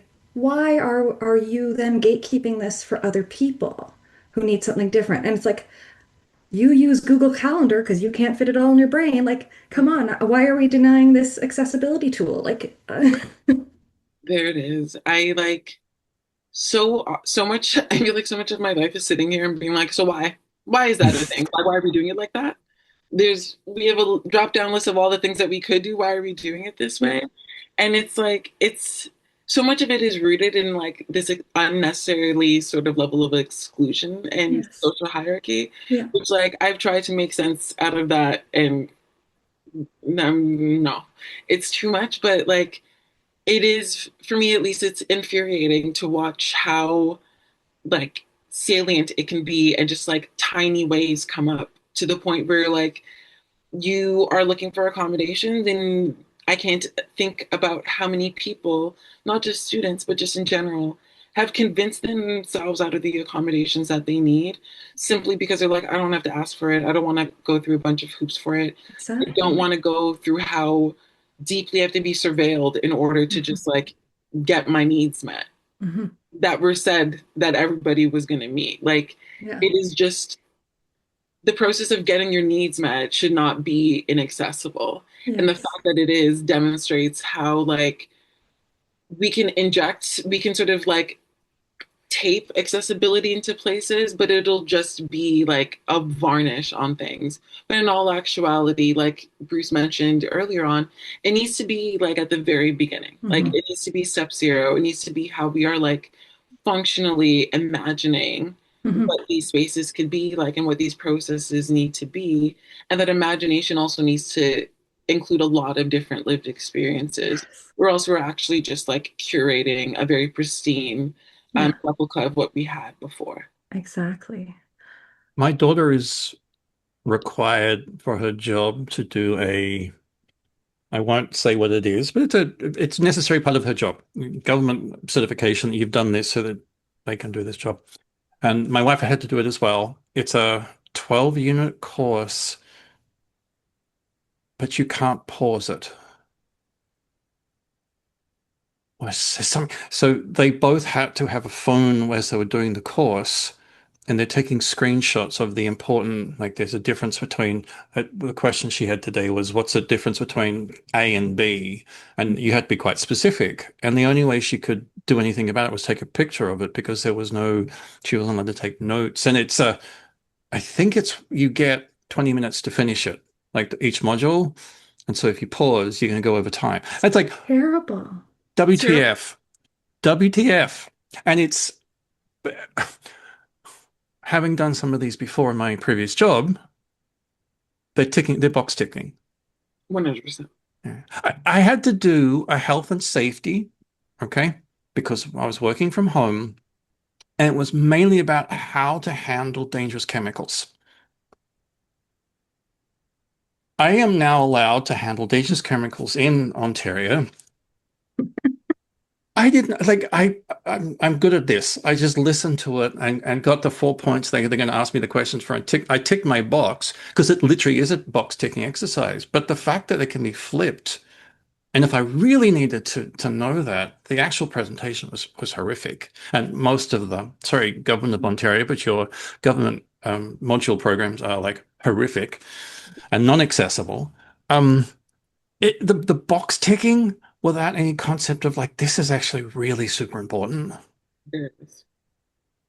Hmm. All right, Lots of parenting problems. rant just then. Oh my goodness. Um, yeah, I'm sorry, I'm just looking at our little list of topics too to see. And I'm also looking at our time. Yes. As usual, we're going to be short today. We're going to be really short. And it's like, I no, don't want to be short. we're just going to keep going.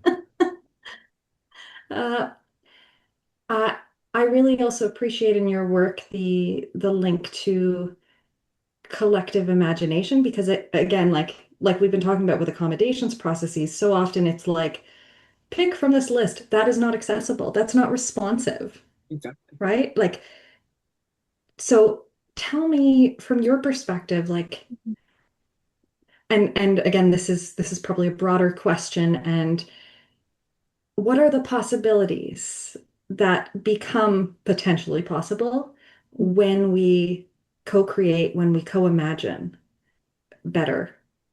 Um, I think one of the first thing that came to mind is decolonization. I think Mhm. if we can acknowledge that we live under institutions of white supremacy, of ableism, of patriarchal violence, to then turn around and ask ourselves, like, how can we reimagine a world that centers us and accessibility and all of these things?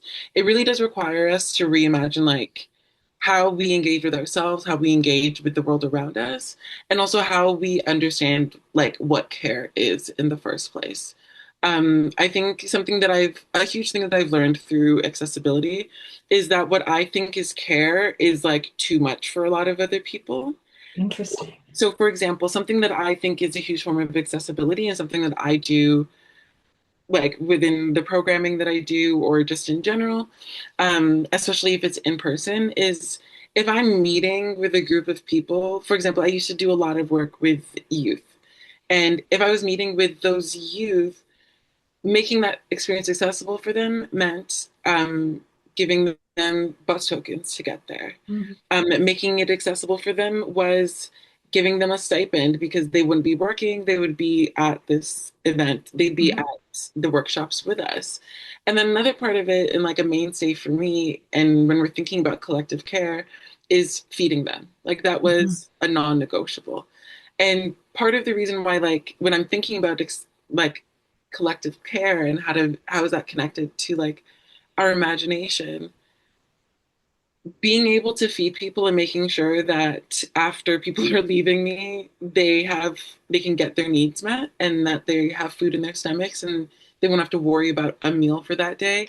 That is how I imagine what care can be in our communities, especially in the face of acknowledging that, like, I know in Ontario, like 1 in 10 Ontarians is getting support from a food bank, right? Mhm. Like, also asking people to come into spaces with me, someone that they don't trust and they don't necessarily know, I hold that in like huge regard. Yeah. So being able to feed people is like a form of care because in my bio I talk about like what are the material realities of a lot of these institutions, and oftentimes that looks like people not eating. Mhm. Because it's unfortunately sometimes the most strategic thing that they can do to make sure that they can pay rent or Yeah.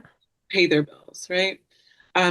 Sometimes collective care means looking outside of the imagination of what we think care is. So, Mm. like, how do we understand how this world is deeply impacting each other, and then attend to care in those ways?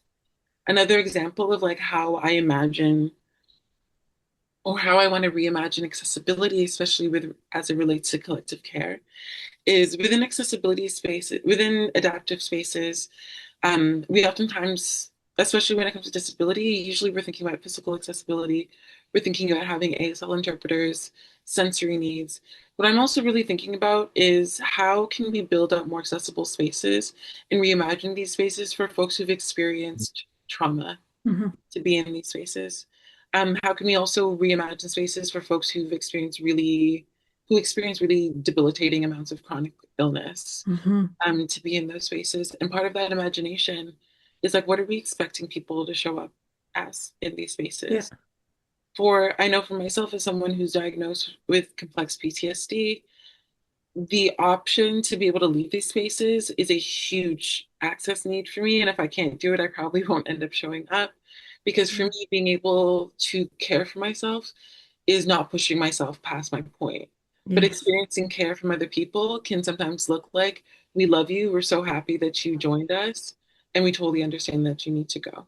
Mhm. And not taking it as a slight, but really understanding that this person is really just doing what they need to do. Mhm. Really reimagining what our society would think is like, you're caring for someone too much, or you're being a crutch to somebody. In all actuality, in a lot of disability spaces, this just means that you are providing care for someone on a consistent basis. That's all it means. It doesn't mean that they're relying on you too much, or it doesn't mean that they're becoming dependent, or a bunch of other like Instagram worthy therapy things that really frustrate me. But I think, yeah, I say all of that to say that I think the imagination that is required for us to continue to build accessibility is really going beyond what our society tells us care should be confined to. And oftentimes that's very understanding bureaucratic concerns I think a lot of people have. But when we've gotten to a point where we can't imagine how folks who have mobility issues can be in spaces without having to create like a mandate and legislation behind it, I'm like, we've lost too many plots.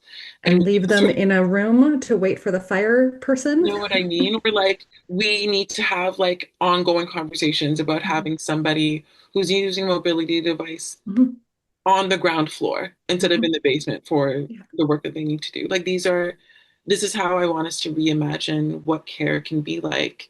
And also part of that, it looks like asking more out of what kind of care we need. One of my favorite things about the concerts that we do is that we have a sensory table and you don't have to disclose anything. You don't have to say why you're using it. It doesn't matter. You can just go and get it.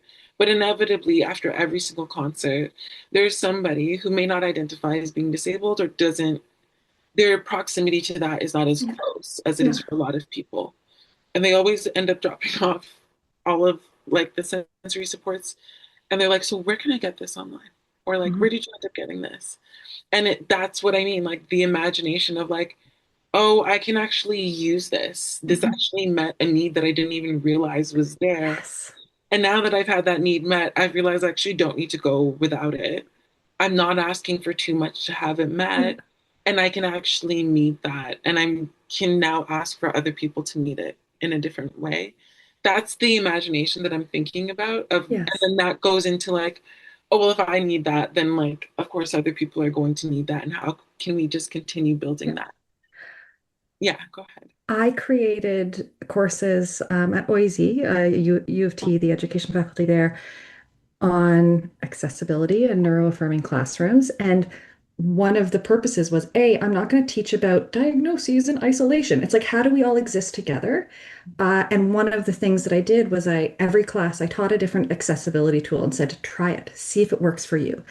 And without fail, every class, like 4 or 5 people would say, oh my gosh, I could never get through a reading before, and listening to it as an audio format, like, oh my gosh, I'm learning something about my processing because we gatekeep access by gatekeeping diagnoses, right?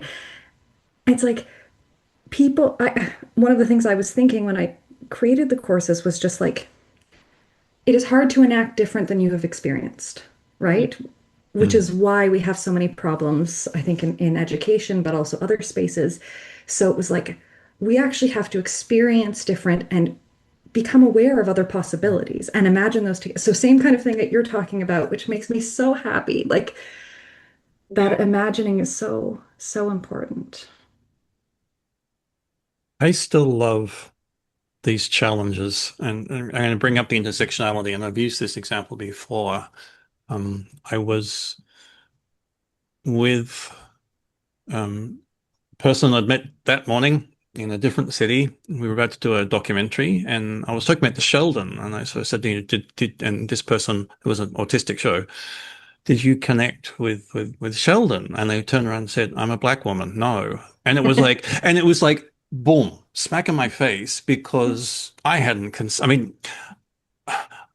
I had considered intersectionality in this way, but this example was like, dude, you're missing something. It was kind of really, I loved it.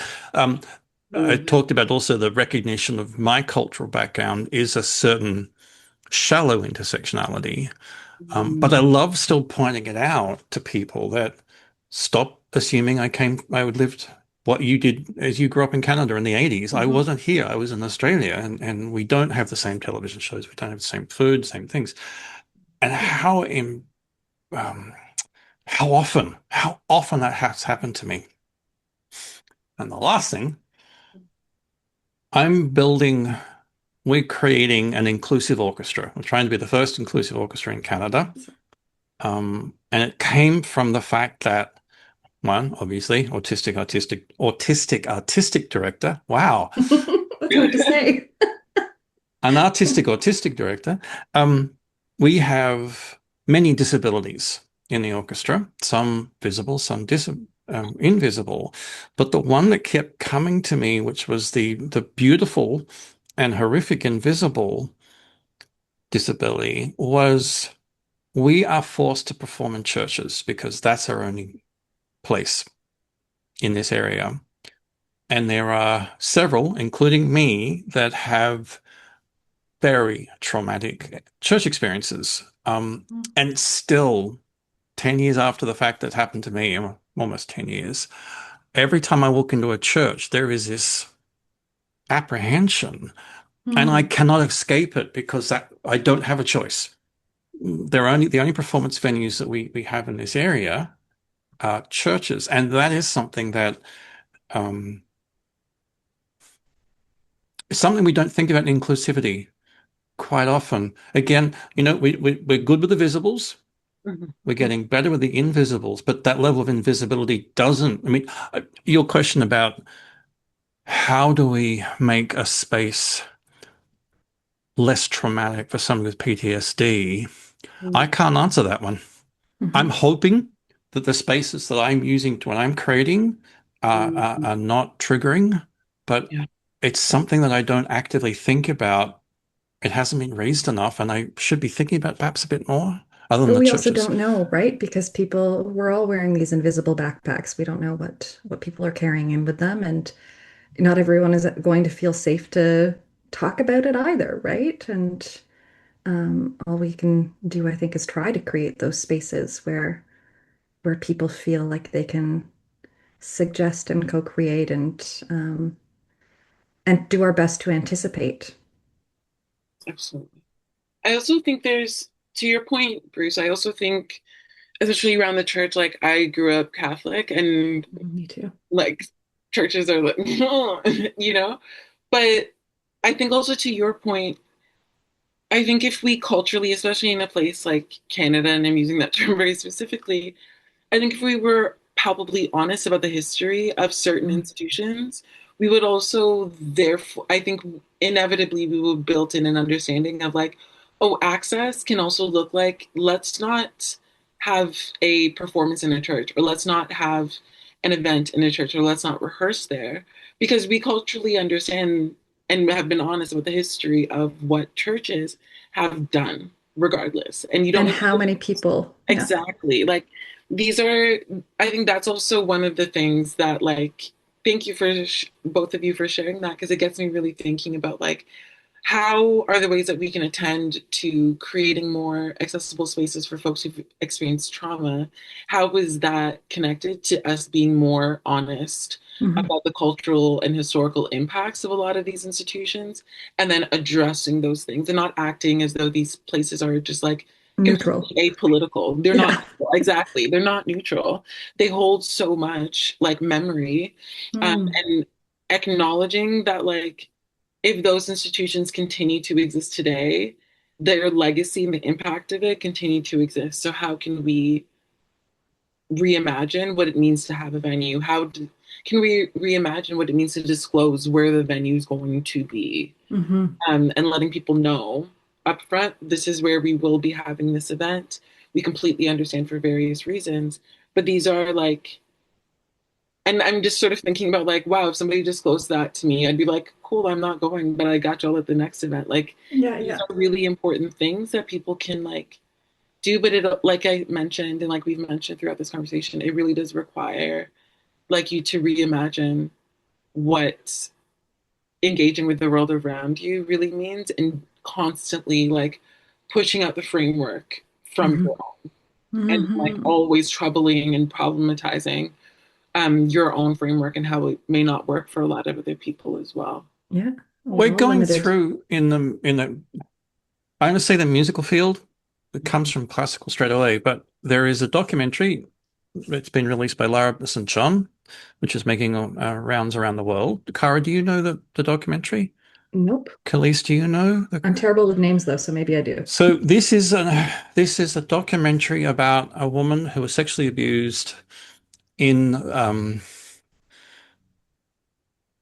conservatory in Toronto, the Royal College. I haven't seen it. And look, I have this happened to me a couple of years ago. A realization of sexual abuse that I went through at college and connecting to the people I was at college with, at university with, all going through the same thing. This happens all the time. Every single musical institution in the world through history, there has been horrific examples of sexual abuse, or perhaps more problematically, not in horrific, but just inherent, that just it's continuous, which I think causes a huge problem for one person, causes a smaller problem for 100,000 people, which becomes bigger and bigger and bigger. It's amazing how this is coming to be, one, new to the population, but two, I'm dealing now with talking to a lot of musicians who have either gone through this or also have been abused in rehearsals by conductors. And that's something I'm working on a lot.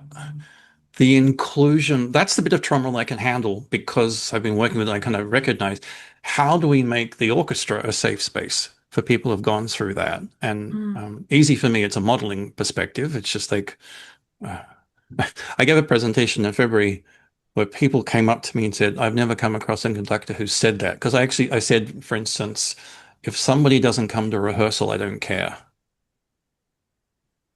If someone needs accommodation, I don't need to see a doctor's note. If someone doesn't need to come to a rehearsal, give me the transparency to tell you you're going to be there. Because let's say it's an important instrument and I was going to, it was a horn player and he's doing a horn concerto. I was going to rehearse that and you can't be there. Fine. Tell me, I'll switch. And people say, like, that's amazing. It's like, yeah, no, it's not. It's actually not. Yeah. It's accommodating in an area that people haven't thought about being accommodating before. It's so true. First off, I wanted to say that I'm really sorry to hear about that.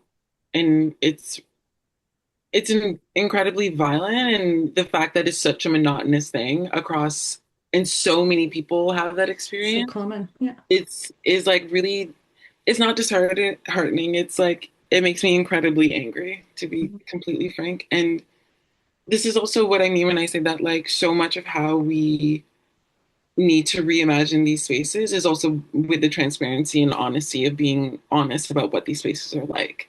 Like, so many of these teaching spaces, if it's not outright sexual assault, it's like ongoing coercion that you think is part of the curriculum that is like rarely up for debate in any way, shape, or form. And that is like, of course, it's a prime breeding ground for not just like assault to happen, but like ongoing harm that gets internalized by people. It gets internalized as though, like, I'm just too sensitive and I can't handle being part of this orchestra. Yeah. Everybody goes through this. Everyone goes through this. Exactly. This is like, you're paying your dues, and this is like, no. And the fact that that is such a, like, especially through music, is such a, like, understood and, like, I guess, like, part of the game, it's like disgusting.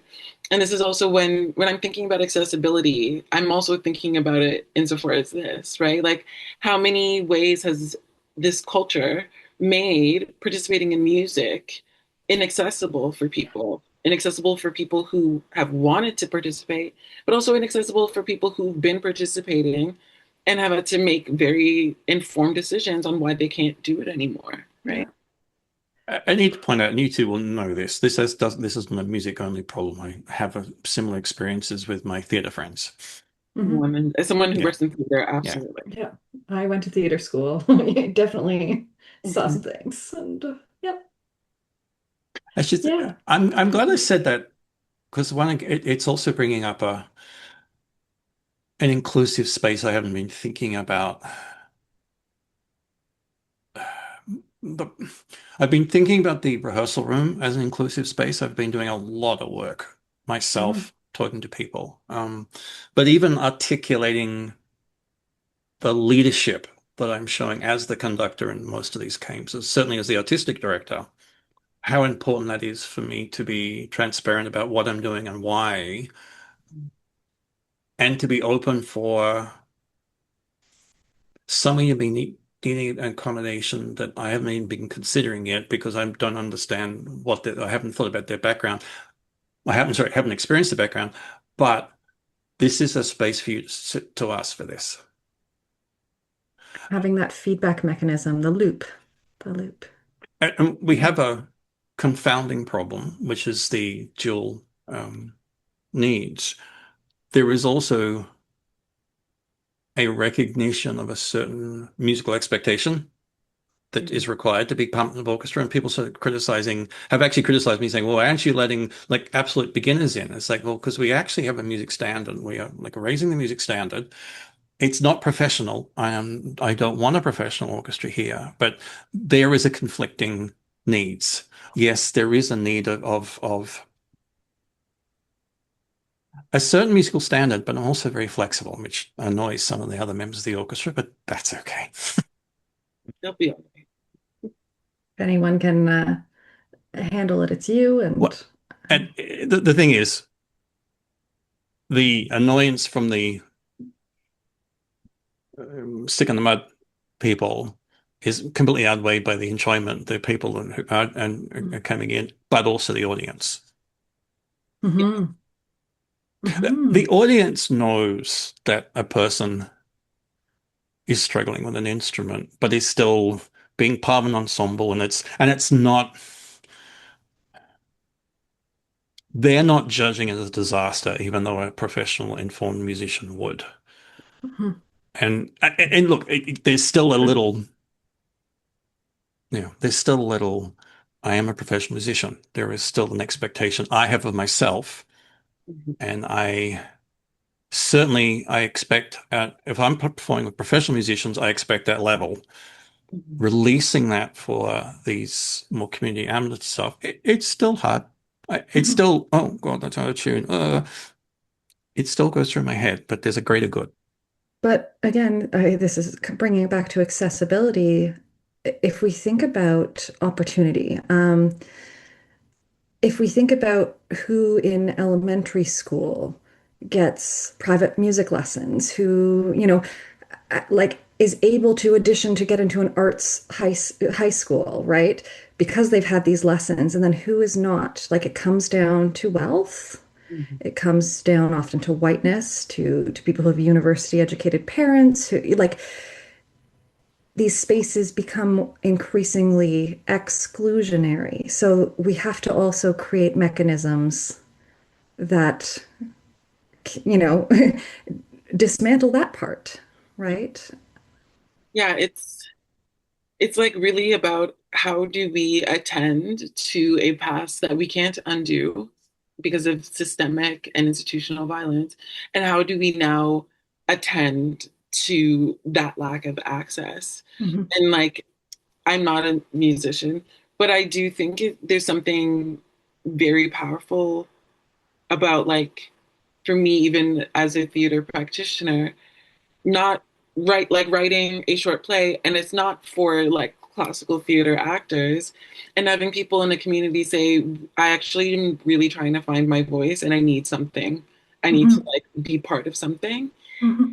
Yeah, that's so, for me at least, like that is valuable in a way that is unflinching for me. Mm-hmm. And I find I end up liking the work a bit more. And then the pieces specifically around audiences, it's a really beautiful thing to watch an audience know that like, okay, this performer in front of me is not a professional. But I find the audience oftentimes are like so open and so generous in those moments. They're just grateful that somebody is like doing it in front of them and doing it, period. That they're just like, actually, this gave me so much more than like the Beyonce concert I went to last year. Don't get me wrong, it was 10 out of 10. But I think there is something really palpable about like the exchange that an audience has with like an artist, regardless of whether or not we consider them professional or not, but an artist doing their art, Yeah. like allowing people to witness that is like, yeah, it's so cool to me. It's the best. I just got chills because yeah, theater theater when you're with the right people and there's this magic that happens and that ability to connect in a room in a way you don't in other artistic forms. Like, if I go to a movie, I don't feel the same way as when I am part of or just watching live theater. And it's like a moment that is there and then gone. Absolutely. Um, and you're all there together. It feels so precious. It's like the most bittersweet thing ever. It's the most precious thing. Or like when you watch somebody who in their just like personal how they just exist in the world is like quite reserved and like isn't speaking up in that way for themselves, and then you see them on stage and they are like running off Shakespeare like it's nothing, you know what I mean, and understanding exactly what it means, and they've like portrayed it from this deep sense of vulnerability, and then they're still themselves. Like I love that aspect of it, and it's precious and it's fleeting, but I think that's also why I think also for every art form, like those moments are why we're like, I guess I'll write that grant again. I guess I'll try to like make this other thing happen, because you know that it's so important. And I think especially as the three of us who do work within the arts and also are like deeply passionate about access, that's one of the reasons why I'm like, no, like these spaces need to be accessible. Like art should not be beholden to people based off of their privilege, but it is something that we like need to Yeah. exist. And it's a non-negotiable. So making sure that we can all have access to that and participation in whatever way that looks like, I personally think is like really the work of accessibility. Definitely. It's interesting. I'm a little scared, frightened, um, at the bifurcation that's happened in music and Mm. how it's not happening in theater. And boy, I hope it doesn't happen in theater. The internet and access to cheaper computers has democratized the making of music. And I'm going to be elitist here and I do apologize, but you got to remember my background. What it's meant is that the quality of the music in an aesthetic sense, it's much, much, much, much, much, much, much, much, much, much, much, much lower. AI slop on Spotify. Yeah, yeah, yeah, yeah, yeah. I don't want a gate-kept system, of course. And funny enough, Cara, when you were talking about white spaces, privileged spaces, it's funny how in classical music there are actual serious conversations about trying to allow white people into classical music because it's so dominated by, especially here, for instance, Asian. Mm. Like Mhm. our local school, often there's 85 kids in the, well, actually 110 kids in the senior wind ensemble. There's four Anglo, and the rest of them are primarily Chinese. People are moving to this area because the school is so good. I'm not going to criticize that because I mean, there is an access to the program, um, parenthetical. But when we are looking at live music performance, you have the Beyoncés, you have the Taylor Swifts, you have the top professional orchestras whose performance quality is going up, and especially in the pop world, the presentation. Um, a Taylor Swift concert, Beyonce concert, even I'll go back again to Lee's aesthetic judgment. It's not music anymore. It's something meta. And I think that's an advantage. Scares the crap out of me. Good on you that you went to see Beyonce, but still, that's okay. But in the day-to-day community music, it's either there is no quality left, or people don't care about the quality. They're there for an experience, which again is not music, it's something else again. And I don't see that happening in theater.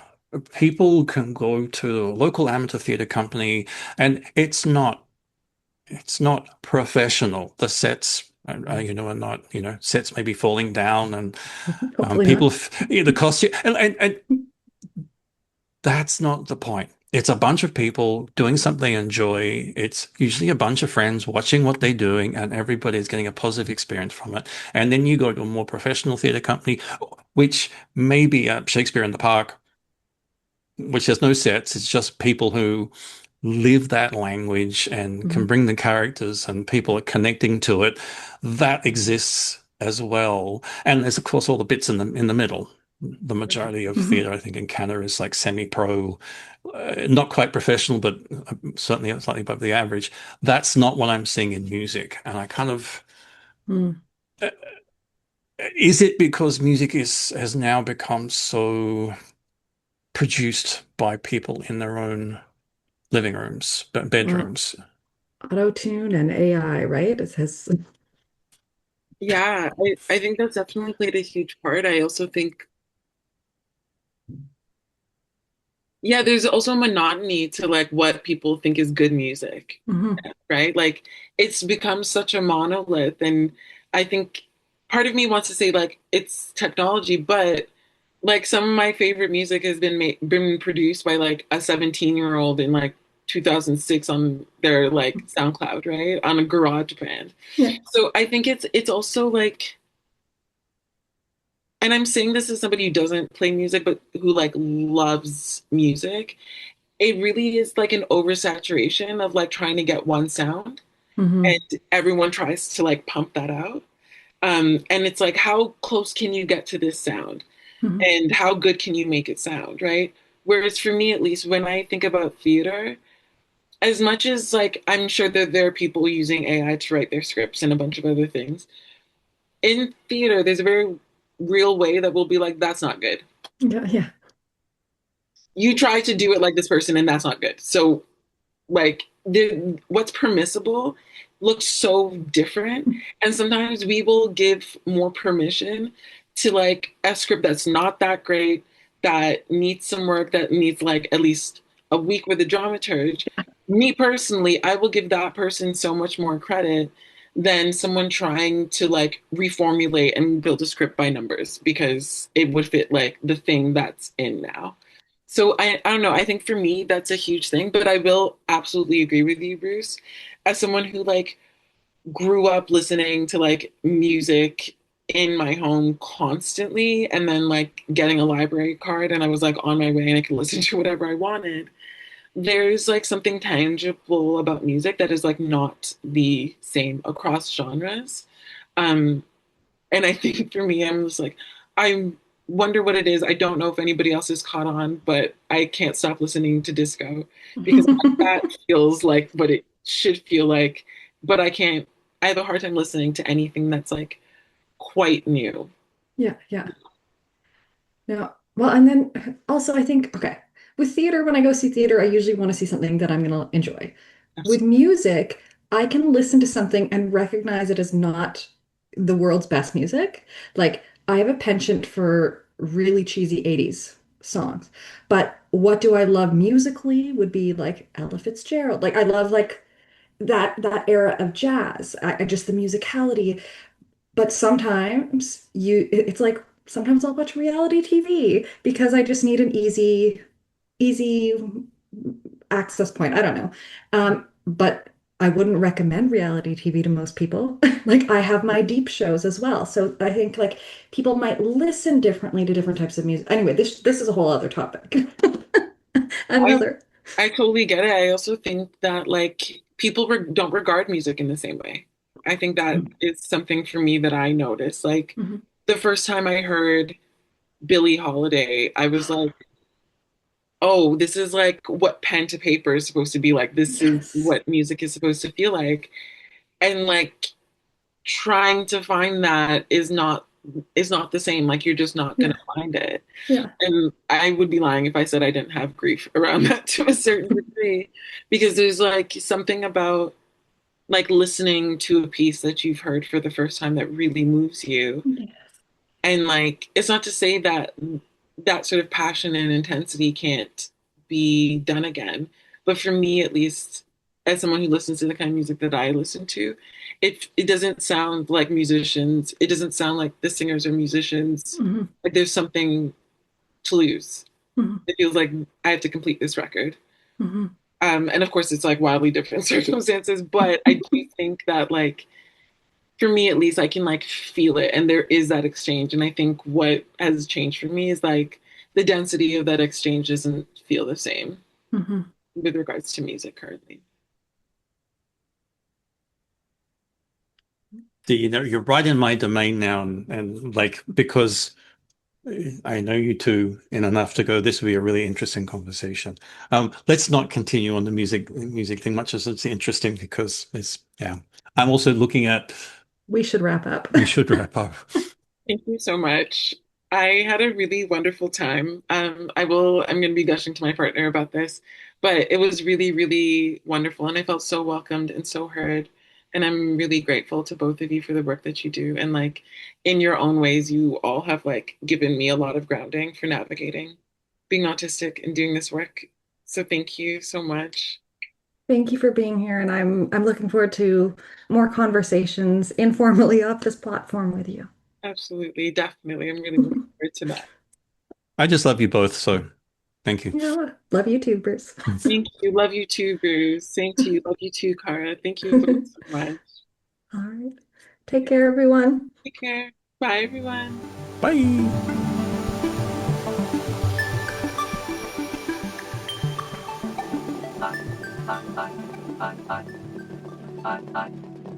Autistic tidbits and tangents.